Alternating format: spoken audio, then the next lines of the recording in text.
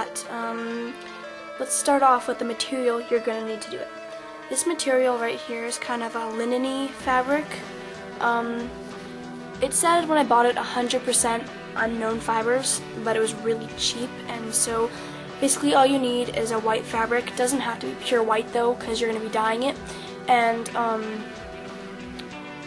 it's going to be a fabric that's easily dyeable, needs to be able to change colors, and so let's hope this one works. And so first, instead of starting off on the outfit, I'm actually going to start off on the hat. So here we go. Okay, so this is the fabric, and it's folded in half, and so this is the pattern. It's kind of ripped, and I'll try to find the website I got it from and post it in the video description. And so you're going to put it where it says cut on fold, right there. You're just going to put that on fold and cut it out, and you'll get a shape that I'm going to show you.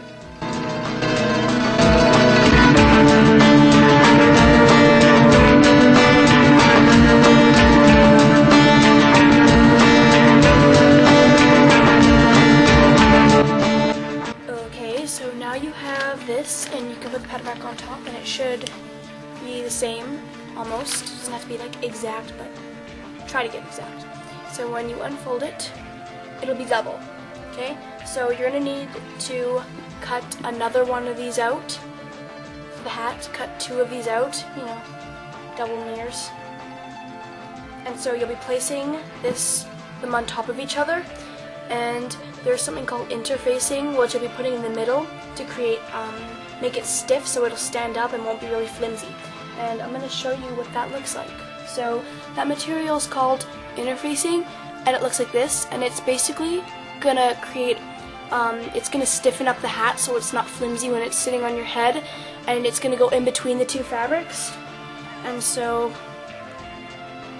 it'll go your fabric, interfacing, and then your fabric, and you're gonna sew it into each other, and then you're gonna fold the hat. So I'll show you what I mean.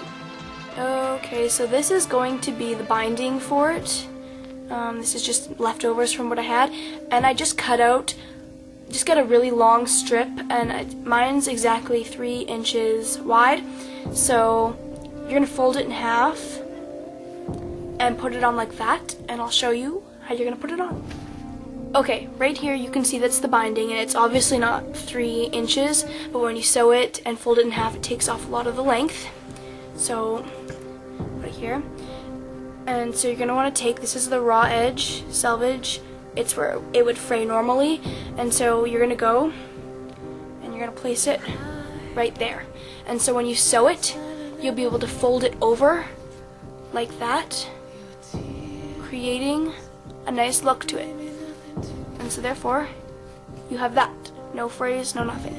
And so depending on how straight you can sew is how it's going to look, and that was the problem with the other hat I did. But this one turned out fairly good.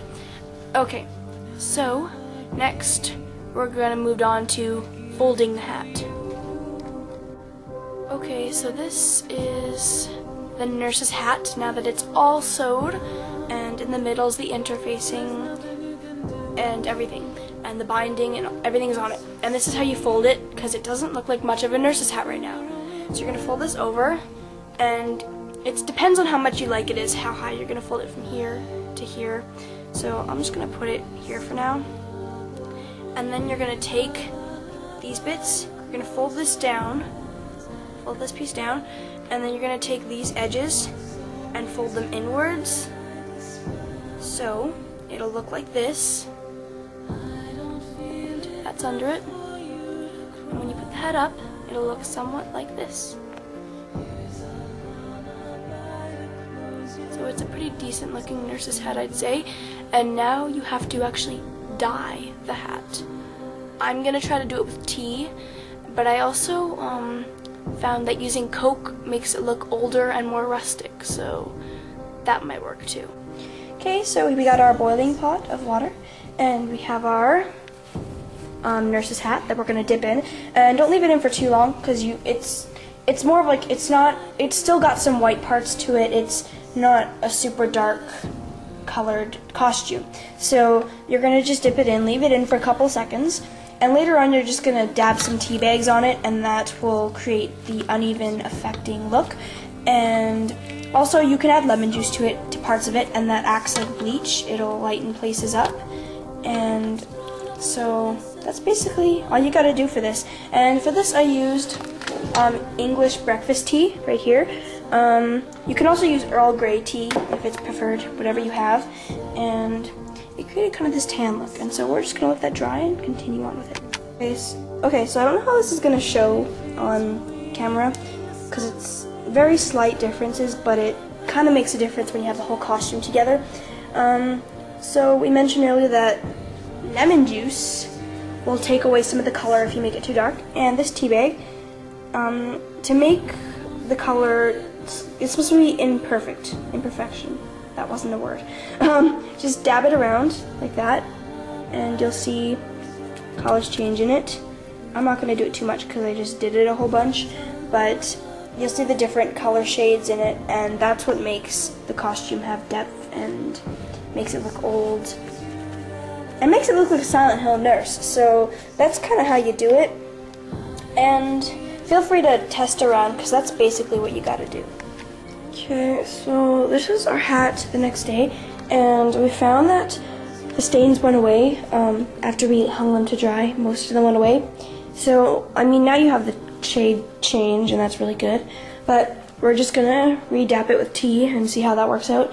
And this might need to do it a couple times before the tea kind of sets in. And so this may be our fabric, so you may not need to do this with different fabrics. But this is just what we did, so I just thought I'd add that in.